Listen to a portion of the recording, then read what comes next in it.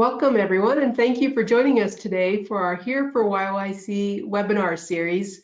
We were just talking, our webinar series started 2 months ago now, so time is moving quickly on all of us.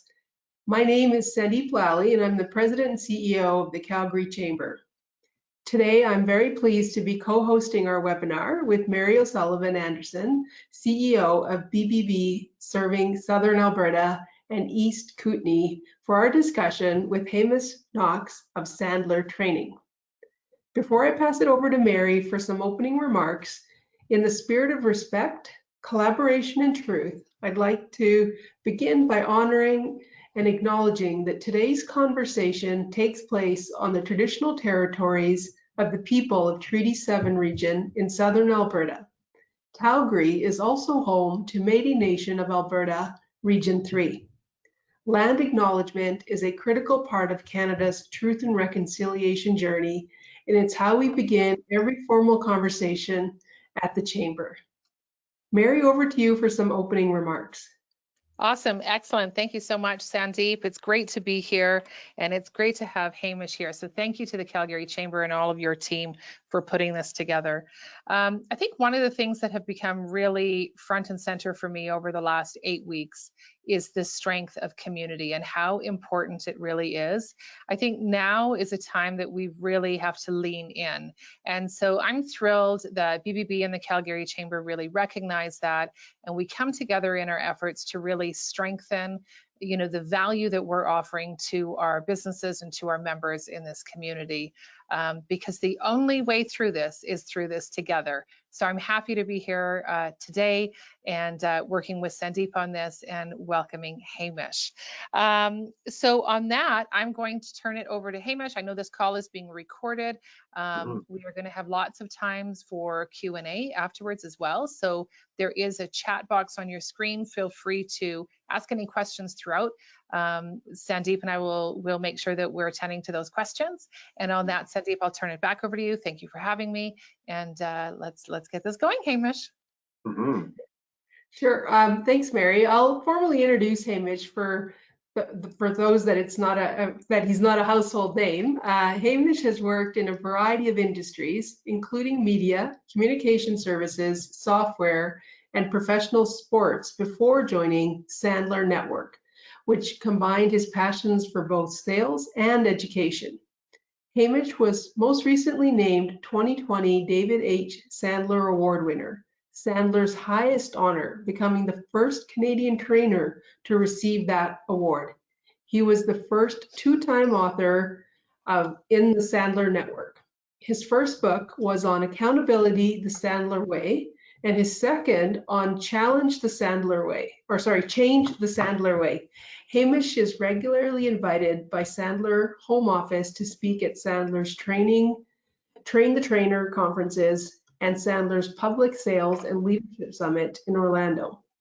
Hamish is an active mentor in Futurepreneur Canada, is a Maple Leaf Club donor and Invictus Canada, and is a volunteer judge for regional and national student entrepreneur competitions.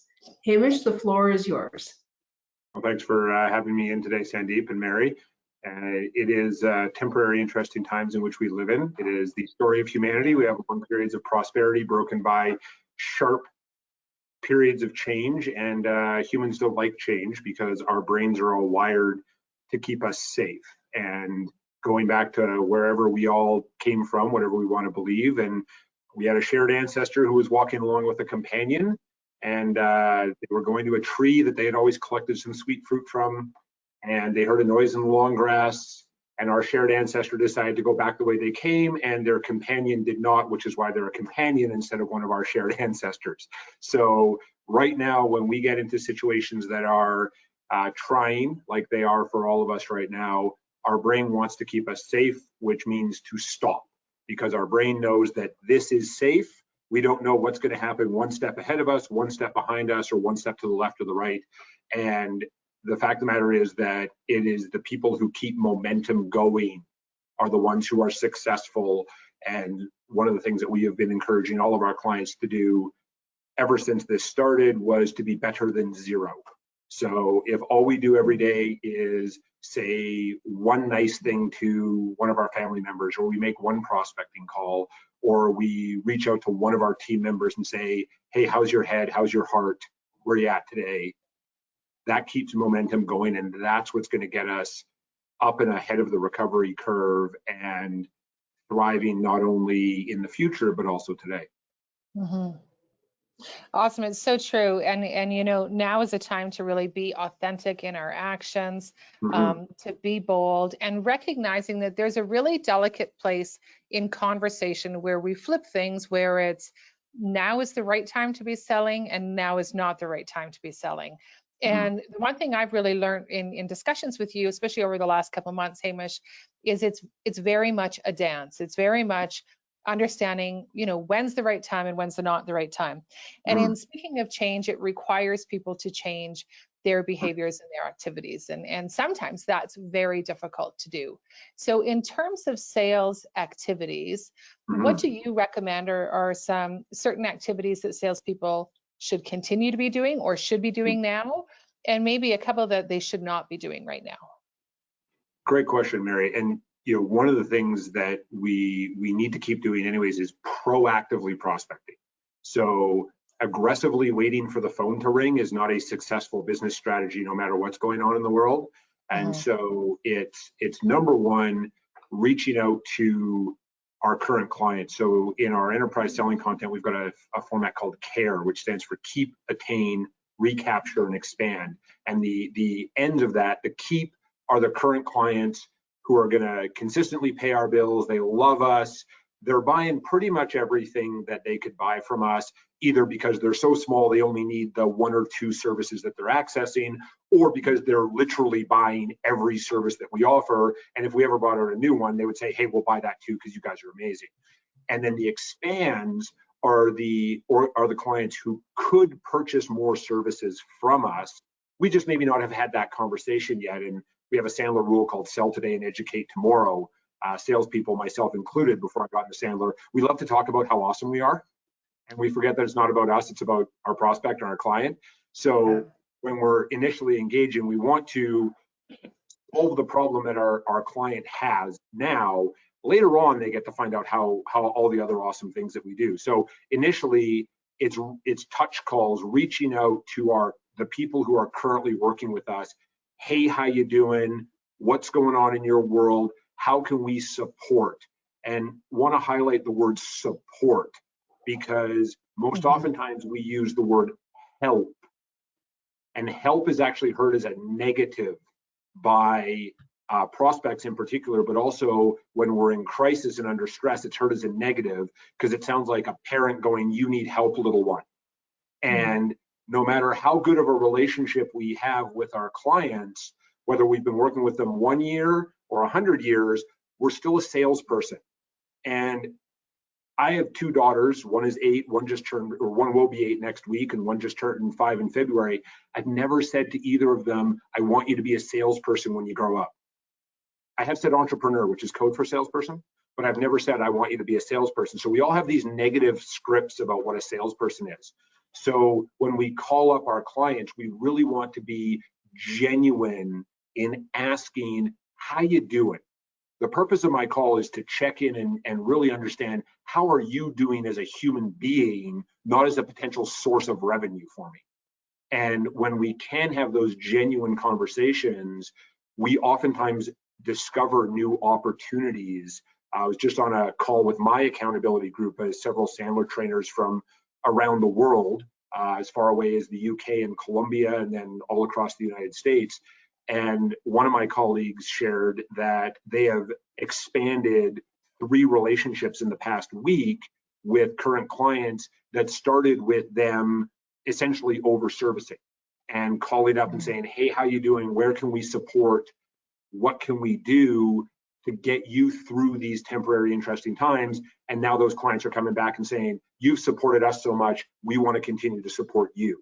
So what can we do to support you, which of course supports us? Awesome. I love that. And support is really key. We see that really through the efforts of business leaders that we're seeing a lot right now, just them coming out in terms of support and how can we support the community. So I love that. You mentioned accountability. So one of the things I think that sales leaders are struggling with right now is, how do I hold my team accountable? Not just from a point that they're not physically in front of me, but how do you find that balance between not wanting to micromanage, but still needing to, measure that accountability and performance? It's a real challenge no matter what's going on in the world, because our paradigm of accountability is big brother, big sister, micromanager, and there's a Sandler rule that says they can't argue with their own data. And Sandler's really all about human to human interaction. So it doesn't matter if it's sales, salesperson to prospect, or direct report to direct supervisor. It's about human to human interactions. And they can't argue with their own data comes down to, instead of us going and saying, okay, Sandeep, you're going to do X amount of calls and you're going to do this, you're going to do this, you're going to do this. Sandeep's going to be like, sounds great, boss. I'm going to go do this over here, because that's the way we're all wired. Instead, we start with each team member's personal goals. We all work for our personal goals way more than we work for corporate goals. So if we really understand our team's personal goals, and with all of our clients, we do vision boards every year. We do goal setting a couple of times a year. It's actually the second session that all of our clients do with us is on goal setting. And for the leaders who can really understand their teams, each team member's individual goals, because by the way, we don't manage teams, we manage groups of individuals who have their own hopes and fears and dreams and worldviews. And we as leaders need to be situationally relevant to each of our team members. So if I know that Sandeep has a personal goal of whatever it was, and she set it back in December, right? Well before we knew that all of what's happening is going to happen. We don't have to throw out that goal, but we can circle back and say, Sandeep, back in December, this was really super important to you. Help me understand, is that still relevant? Well, it's totally relevant. Okay, fair enough. So in that case, in order to get to this mountaintop, what are you going to need to do on a daily, weekly basis proactively from a corporate perspective to get to your personal mountaintop? And then Sandeep says, well, I'm going to do a certain amount of this and a certain amount of that. And then we say, hey, that's great. Are you comfortable if I check in with you every week to see how you're doing and find out how I might be able to support you getting up to that mountaintop? Now I have a team member who is massively motivated, not because they're afraid that I'm going to beat them with a verbal stick, but because they want to get to their own personal mountaintop. So that's number one. Number two is having a consistent program of checking in. And in the book, it's accountability in 20 minutes a week. So 5 minutes Monday morning, 15 minutes Friday morning or less. It doesn't have to be the whole time. And on Monday, we really want to know from a sales perspective, a few things. Number one is, how much of what proactive activities or behavior are you doing? How many touch calls, how many prospecting calls, how many LinkedIn connections, how many introduction asks? The second one that we want to know is, how many discovery visits or how many first appointments ever are you going to conduct this week? And right now, all of those are via video, right? We're not necessarily getting eyeball to eyeball in the same physical space, but we're still eyeball to eyeball. And then the third thing is, which opportunities are you either moving down our sales funnel or out of the funnel because you either disqualified, they weren't a good fit, or you closed it, which is also, the ultimate goal in sales. So that's Monday. Then Friday, we run a 15-minute meeting, and we call it Recon. So we start off by reviewing the week. So Hamish, on Monday, you shared with me that you were going to do this proactive prospecting behavior. You were going to have this many discovery visits, and you were going to advance these opportunities. How'd that go? Then the E is for evaluate. So Hamish, on a scale of 1 to 10, 1 is you had a terrible week, 10 is you had an amazing week. Where are you at? And we're basing that on the data that you gave me on Monday. Then the C is changes.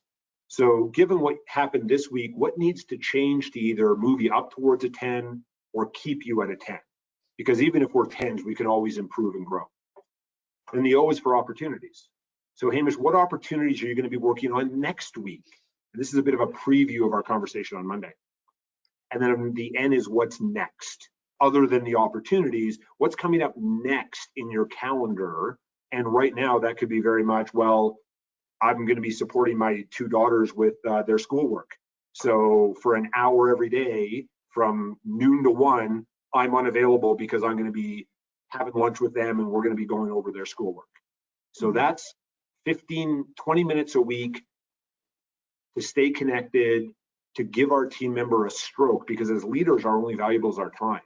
And so if we're dedicating that 20 minutes a week to each team member, which sounds like a lot theoretically, but we had a client a few years ago, and we had them as a client because they moved on to a different company, who had 14 direct reports. And we worked out that to do this 20 minutes a week, plus do an individual coaching role play session with every single one of their team members, was under 4 hours of their week. And I'm going to guess for all the leaders on the line that they're very similar to a lot of the leaders we work with. They only do 40 hours a week, right? It's just 40.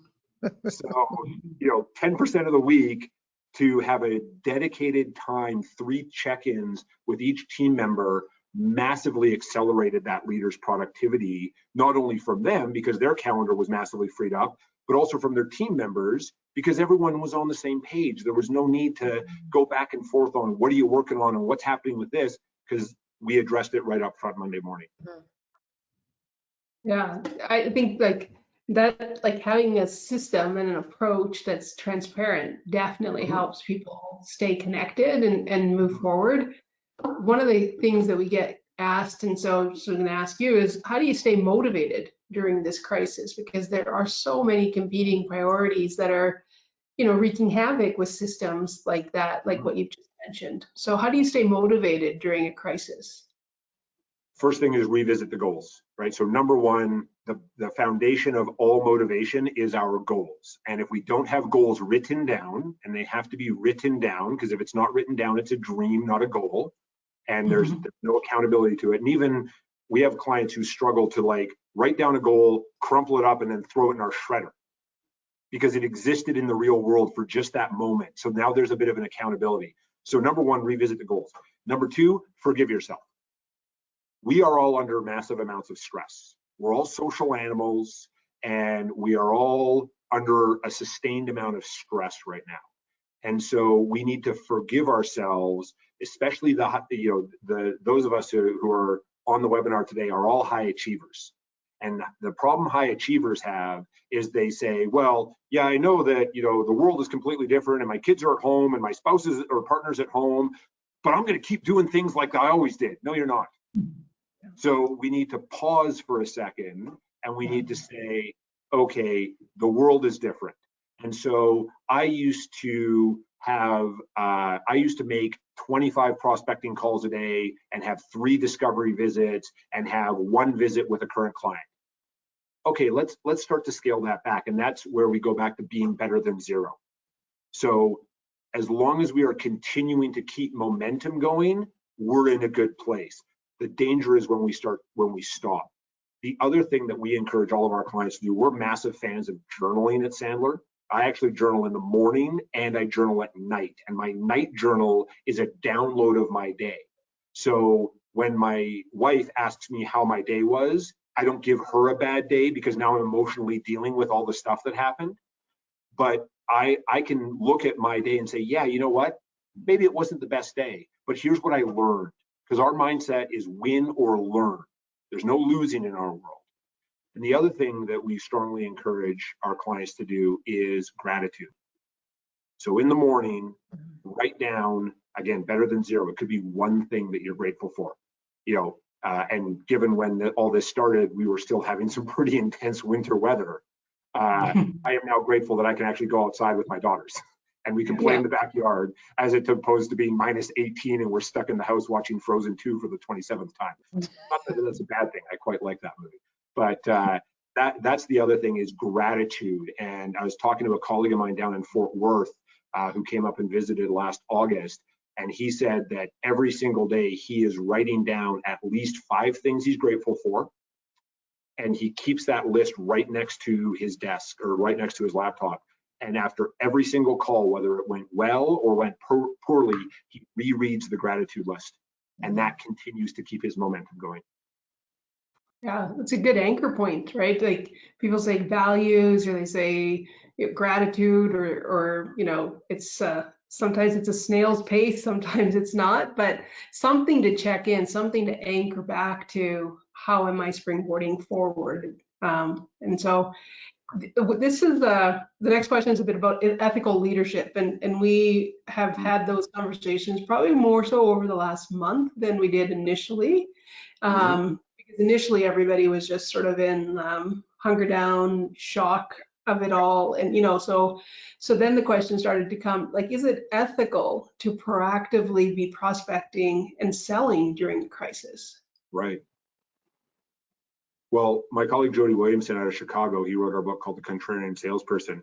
He closed our Sales and Leadership Summit in Orlando, which was the first week of March, with a talk on ethical selling. And his model of ethical selling is it is unethical to sell something to someone that when they don't need it.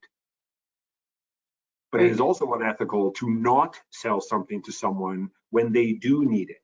And so that's the same whether we're in crisis or not in crisis. So if we sell something that is needed, and he gave an example, he was on our How to Succeed podcast talking about ethical selling in a crisis a couple weeks ago, and he said, as an example, automobile sales, right? New car sales, which have relatively plummeted in the last several weeks. But what if I'm a frontline worker who actually needs to get back and forth in a quick, convenient manner, and public transit is really shut down? Is it unethical to call up and say, Hamish, we're reaching out to frontline employees who are looking for reliable transportation, not sure where you're at with that. Oh, you know what, I'm really glad you called because my car just broke down, or because I used to take public transit and I don't have the option. So happy to chat with you. But of course, given what's going on, I can't cut you a check for $25,000 for a brand new vehicle. So I'm happy to have a conversation, but we need to also have some options in terms of how I can invest in that new car.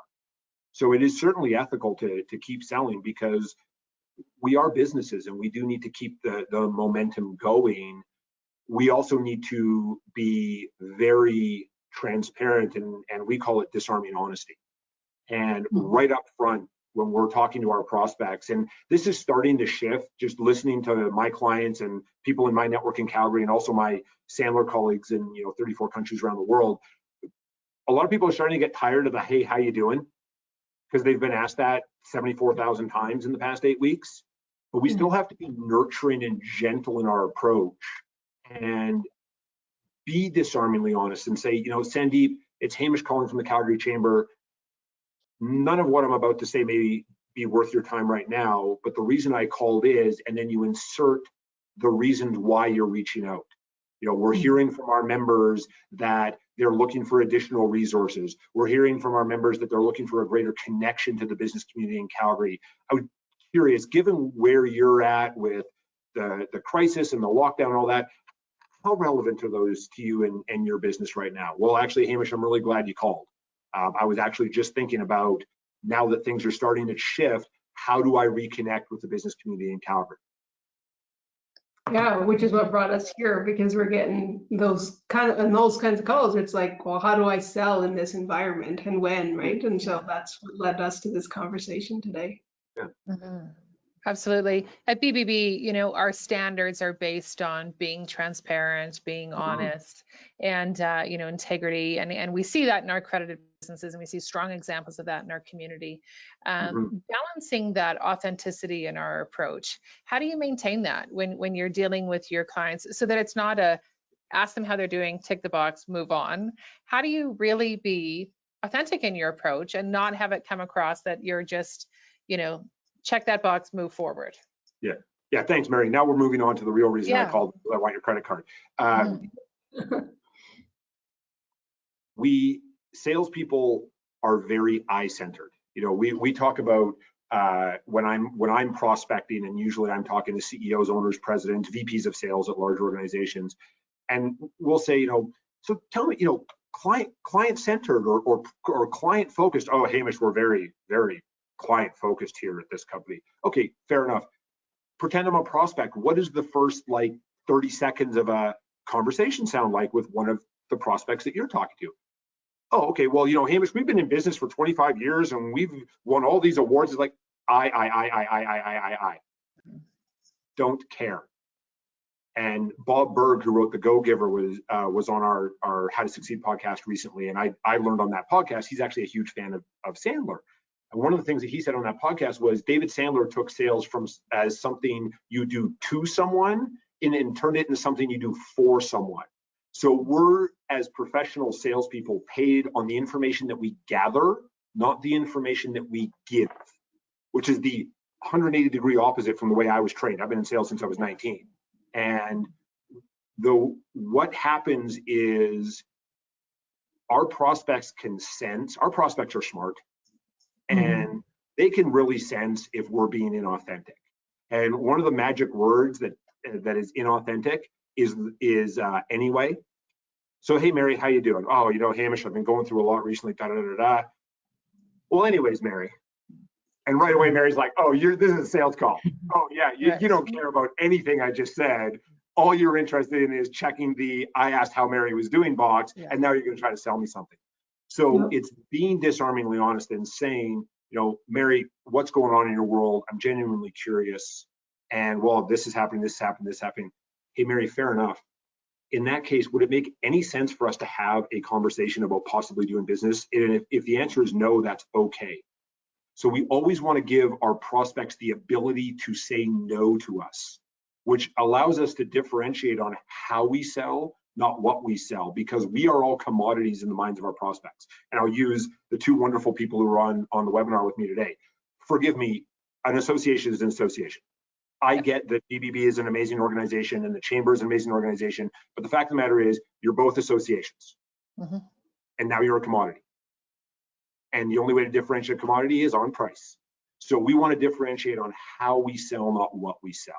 And by one of the ways that we teach our clients to do that is to make it okay for our prospect to say, not interested in talking about that right now. Yeah, that's good. I like to think of the Better Business Bureau and the Chamber of Commerce as it's the Chamber's job to make sure that the apple is nicely polished, and it's the BBB's job to keep the worms out of the apple. So you need both organizations, and that's why we work together. There's a lot of things that have changed, obviously, in sales and how we approach it, and being mindful and being authentic in our approach. And as much as things are different, there's a lot of things that are the same. Totally. Like our approach still, there are some things that need to be the same. Can you tell us about that, Hamish? Yeah. Thanks for asking, Mary. So years ago, there's a guy named Jeff Bezos. You might have heard of him. He's doing okay right now. He was asked about his business model or business planning. He's like, hey Jeff, how do you make sure that Amazon is still on the cutting edge? And he said, well, I appreciate that everyone asks me what's going to be different. I really focus on what's going to be the same. And so in selling, for now anyways, we're still selling to human beings who have their own hopes and fears and dreams and worldviews. And as David Sandler said, a sale is not between you and your prospect, it's between your parents and their parents. Because all the scripts and messaging that we got from our parents is going to run into all the scripts and messaging that our prospect got from their parents. And being able to understand and address that. The other thing is we still need to have a sales process. A sales process is the boxes we need to check to qualify. And we also have to have a sales system to run that process. And those are still going to be the same no matter what's going on in the world. And as David Sandler said, you have to use a system for sales, whether you use mine or use someone else's, because if you don't, you default to the buyer system. And the first rule of the buyer system is salesperson loses. We're also going to need to be proactive in going out and building our businesses, right? Hope is not a strategy. Aggressively waiting for the phone to ring is not a strategy that is successful long term. We're also going to have to keep and expand our current clients. Right? Selling stuff to people who already love us is a heck of a lot easier than calling up and saying, hey, stranger who's never spoken to me before, want to buy some of my stuff? It's really good. And that's a very gauche way of approaching it, but that's really what our prospect hears initially.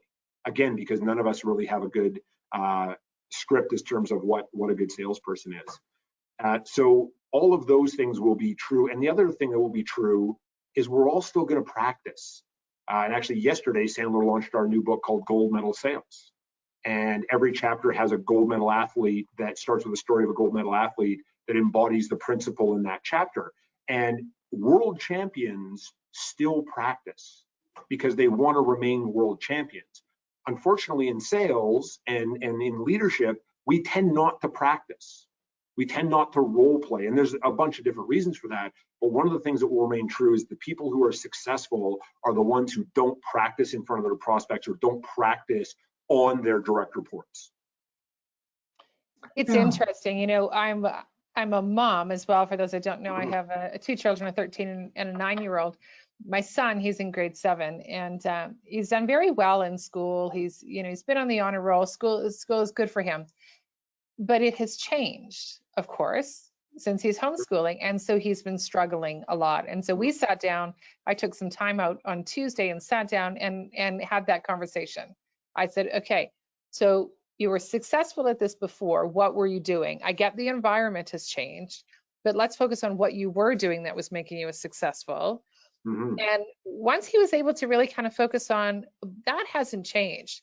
If I still apply these principles to how I'm going about learning, I'm still going to get the same results. And so it's interesting how transferable that is in so many aspects of our life. So thanks for that, Hamish. Yeah, you're welcome.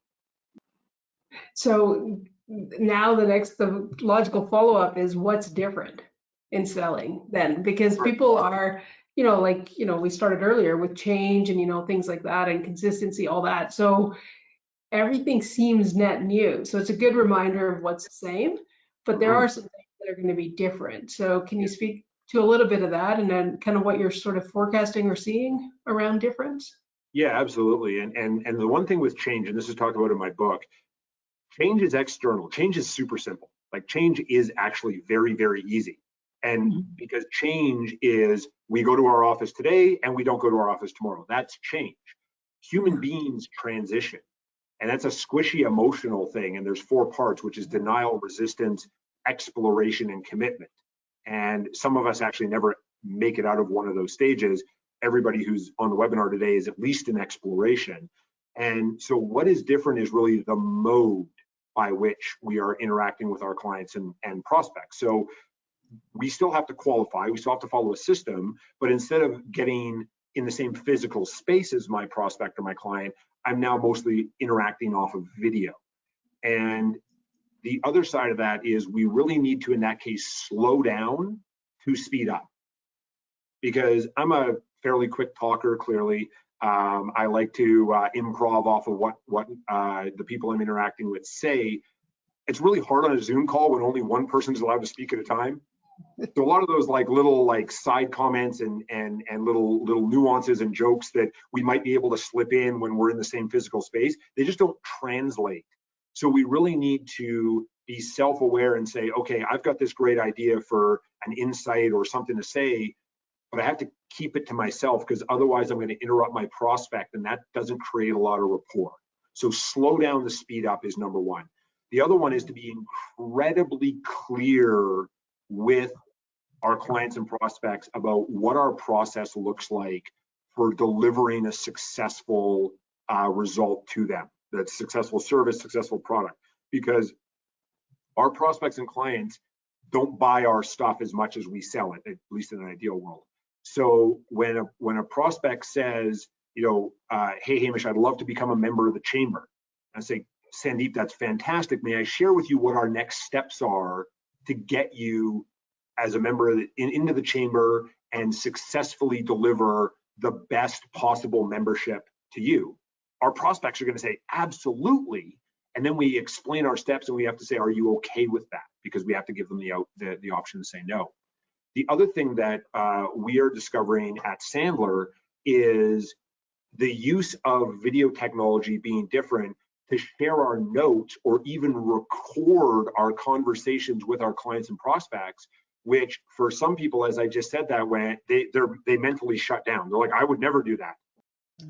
What we're discovering is our prospects and clients are actually more open to sharing information with us, especially when they can see it right in front of their face.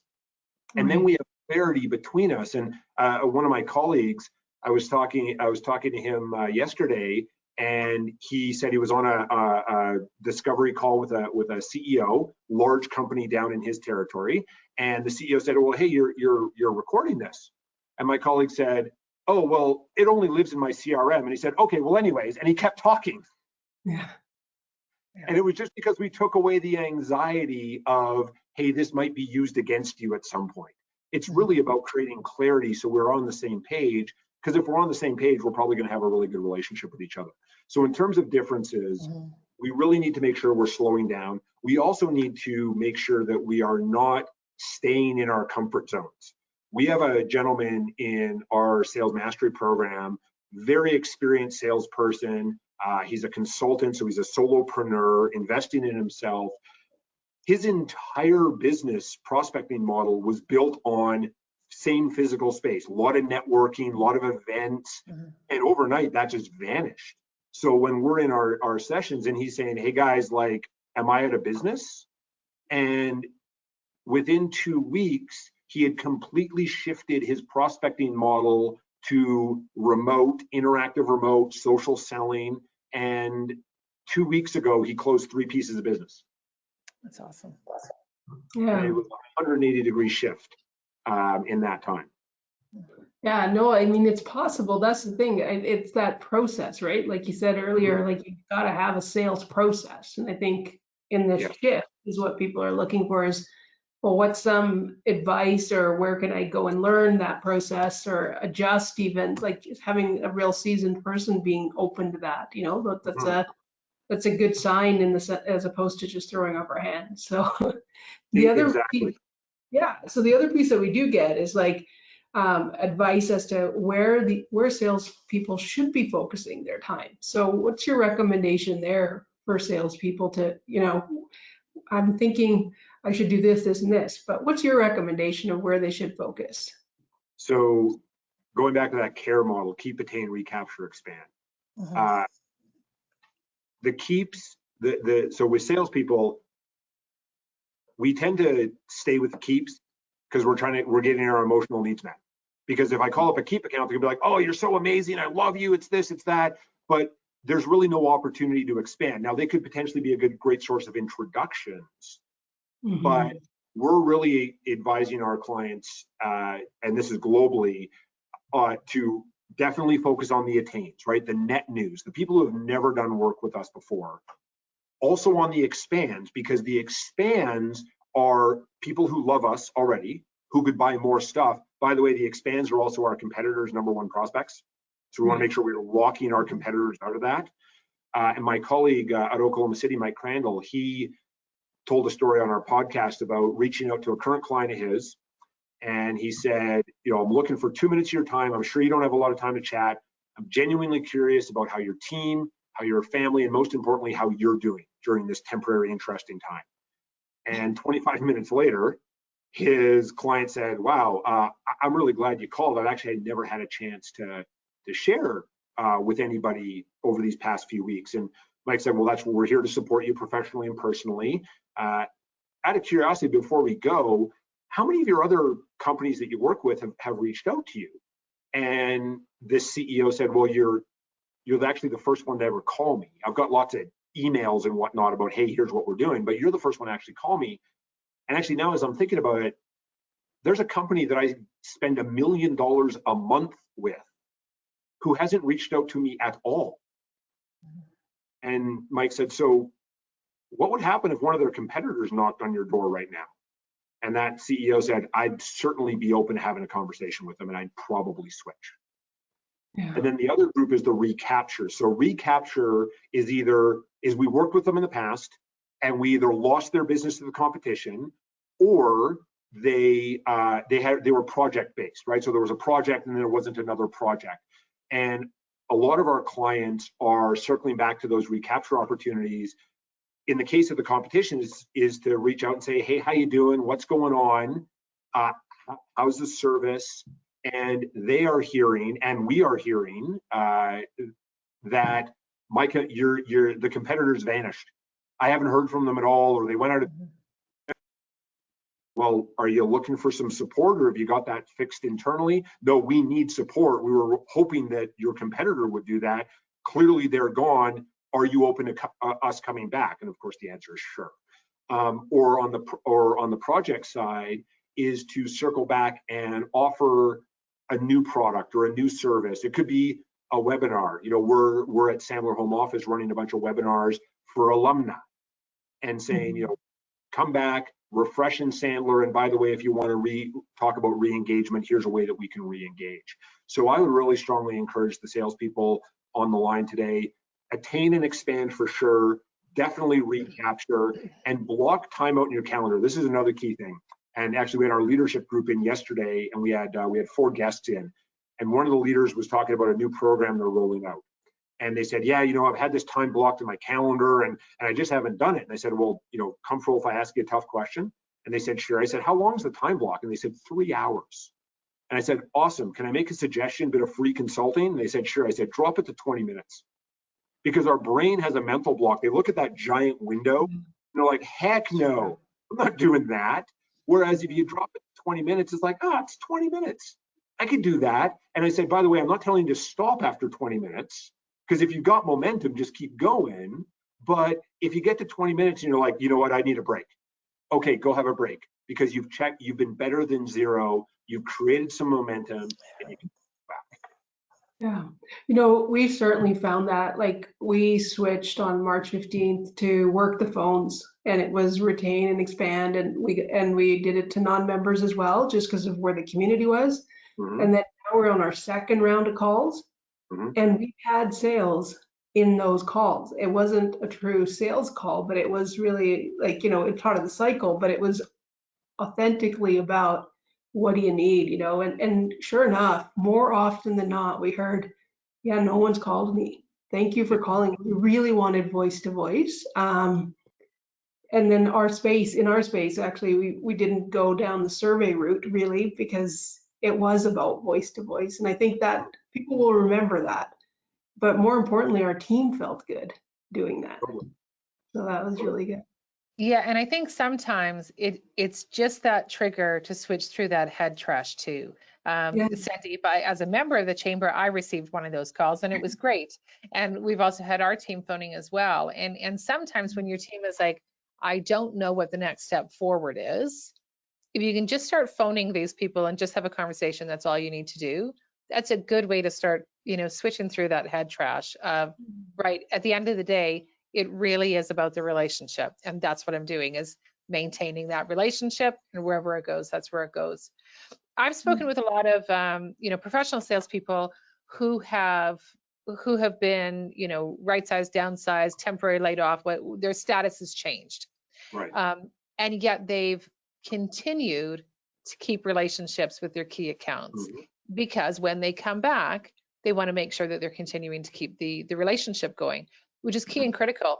But flipping it a bit, if you are a salesperson and you're trying to reach out to your accounts, but the person that you normally deal with is not reachable now, what do you do? How do you amend that with the account? Great question, Mary. And we'll step back and then we'll step forward. So stepping back, something that we encourage all of our clients to do is to go 3 wide and 3 deep in all of their accounts. And so what that looks like is, you know, Mary, if I can use you as my primary contact, right? So you're my primary contact. I need to know your direct supervisor, whoever that might be. Now, I don't need to have like a super tight relationship, but I need to know who they are. I need to know the person immediately below you in the organization, whether they report to you or not. And then 2 of your peers. Again, whether we do business with them or not, I need to know them. Because if you turn over, one of the quickest ways to lose an account is have your primary contact go, the new person sits in that chair and they want to prove you hired me for a reason, so I'm going to bring in my person. And now we're out. Whereas if that new person goes in the chair and they're like, hey, I want to bring in this person, they're like, no, we work with Hamish. So you call Hamish and say, hey, I'm the new person in the chair, catch me up on what we're doing. And actually a colleague of mine who, before he got into Sandler, he was in insurance. He told a story at one of our Train the Trainer conferences about he had this client and the president's office was right by the front door. So every time he went to visit his client, as he was coming in and as he was leaving, he would say hello to the president. And this was a really key account. So it was really under heavy competitive attack. And so he asked his client one time, he's like, you guys have stuck with me. We're not the cheapest. And you have my competitors in here every day. Why do you stick with me? And they're like, oh, because you have a great relationship with the president. And all he had was a hi, hello relationship, right? The president would look up and go, oh, hey, sales guy, and then he'd leave. So now let's move forward. So person is gone, for whatever reason, right? Unreachable. Authenticity, empathy, number one, right? We're about human to human connections, right? Let's leave salesperson, prospect, or salesperson client aside. We're about creating more authentic human to human interactions. So empathize, hey, is Bob there? No, Bob was let go, part of the first round layoffs. Hey, that's really tough. May I share with you the purpose of my call? And maybe you can help me out. And so, by the way, I mentioned support versus help earlier, but help is a really powerful word for us to use because, again, we're social animals. We want to help each other. That's how we developed our societies and cities that we have. So when we empathize, say, well, that's really tough. May I share with you why I called and maybe you can help me out? Typically, we're going to get that person who will at least listen to us, and they'll oftentimes direct us to the right person. And who knows, maybe they're the right person. I made a cold call earlier this week, or it was a warm call. There's no cold calls anymore, to someone who I had reached out to on LinkedIn. And I ended up getting to someone else, and that person turned out to be the head of sales at that organization. And now I have a call on the calendar with them for the middle of June to reconnect because I said, well, here's what I'm looking to do. Can you help me out? And they're like, well, maybe you should be talking to me because I'm the head of sales at this company. Like, oh yeah, that makes a lot of sense. So those are a couple of ways that we encourage our clients and that we use ourselves, right? Everything we teach our clients to do, we do. And so that's how we're going out to our clients and saying, here's why I called, maybe you can help me out. And people want to help, right? Because we're humans. Mm-hmm. I like that. That's interesting. I need help, but you'll offer support. I like that. It's a switch for that. Hamish, one of the things that I like to ask people is, in the rush to get back to normal, whatever that normal might be, there's a lot of things that have changed for all of us. And some things we want to get back to, and other things we don't want to get back to. I'd be curious for you, anything that has changed that you now don't want to get back to. Maybe something's changed in the way that you do it that you now go, you know what, I'm good with not getting back to it this way. Anything that you'd be comfortable sharing? One of the things that has changed that we're, not that we don't want to get back to it, but we seamlessly shifted all of our sessions to interactive remote learning. And my team and I, my facilitation team and I, we draw a lot of energy from the room. And one of the things that initially was challenging was there's no energy in the room because there's not the people there. So one of the things that we are looking to get back to is having more people in, of course, following all the guidelines and making sure that everybody's safe. But I really enjoy the blended learning environment. So I actually don't necessarily want to completely go back to an entirely in-person, because it has actually expanded our reach and it's been able to give us more opportunities to support organizations. Like, as an example, I have a visit with a company out of Medicine Hat. Reached out to me and booked a call, and we had a chat yesterday, and we're gonna do discovery next week. But I'm not driving to Medicine Hat, and they're not driving here on a weekly basis. And we have had clients from Red Deer who have come down each week, 90 minutes each way.